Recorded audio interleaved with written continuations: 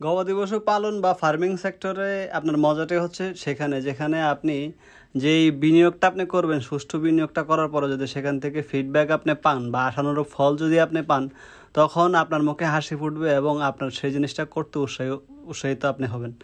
দেখেন, এই গারল, গবাদি পশুর মধ্যে গারল আমার দেখা ছাগলের তুলনায় হাজার হাজার গুণে ভালো, কারণ গারলের মাংসের কোয়ালিটিও খুব ভালো, মাংসে কোলেস্টেরলের পরিমাণ কম থাকে এবং এইগুলো বছরে 2বার বাচ্চা দেয়। গারলে 3টি 4টি 2টি করে বাচ্চা দেয়, এভারেজ যদি 2টা করে বাচ্চা হয়, যদি আপনার 10টার মা যদি মা ছাগি থাকে গারলের বা মা গারল থাকে, সেক্ষেত্রে যদি আপনি যদি বছরে যদি 20টা বাচ্চাও পান, যদি 8,000 টাকা বা 7,000 টাকা করে সেল করেন, পাঠা বাচ্চা হলে 10,000 টাকা 6 মাস পরে বিক্রি করাটা কোনো ব্যাপার না, ইজিলি আপনি বিক্রি করতে পারবেন।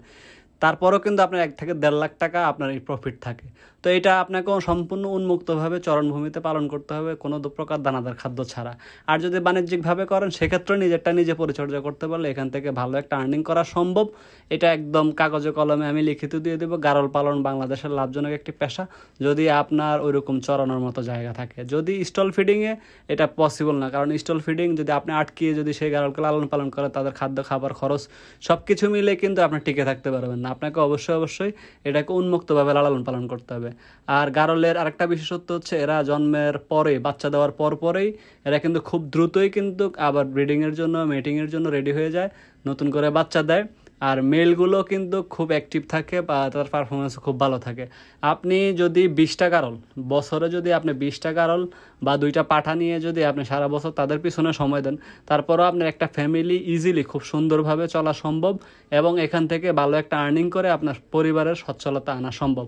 শুধু আপনি গারল পালন করবেন তা না, আপনার সাথে 2টা গরু পালন করবেন, কিছু হাঁস মুরগি পালন করবেন, কিছু নিজেদের উৎপাদন করার জন্য বা নিজেদের চাহিদা মেটানোর জন্য কিছু সবজি চাষ করবেন। দেখবেন সম্মিলিত কৃষি তখন আপনাকে উদ্দীপনা যোগাবে, কাজ করার ইন্সপায়ার আসবে।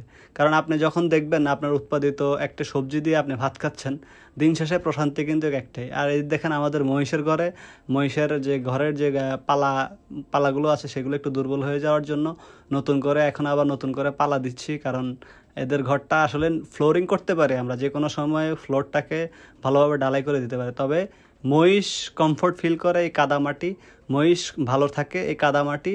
দিন শেষে তাদের প্রশান্তিটাই হচ্ছে কাদামাটির সাথে তারা থাকতে পারলে তারা বেটার ফিল করে। দেখেন, তারা যদি যখন ফ্লোরে ঘুমায় তখন তারা এত কমফোর্টলি ইজিলিভাবে ঘুমাতে পারে না। যখন তারা এসব কাদামাটিতে শোয় তখন তাদের শারীরিক যে একটা ইমিউনিটি সিস্টেম থেকে শুরু করে সব কিছুই তাদের ভালো থাকে। আমি দেখেছি, আমি শেডেও মহিষ পালন করে দেখেছি, আমি ইয়েতেও মহিষ পালন করে দেখেছি, বালুতে পালন করলে তাদের শারীরিক যে সমস্যাগুলো হয় না, তাদের হাঁটু ছিলে না, হাঁটুতে যে সমস্যাগুলো ক্ষত তৈরি হয় না, এবং তারা ব্রিডিংও খুব ভালো পারফরমেন্স করে এবং তাদের গ্রোথও খুব ভালো থাকে। কিন্তু শেডে তারা 2 বেলা খাবার গরুর মতো মানে তদারকিতে তাদের ওরকম গ্রোথ আসে না।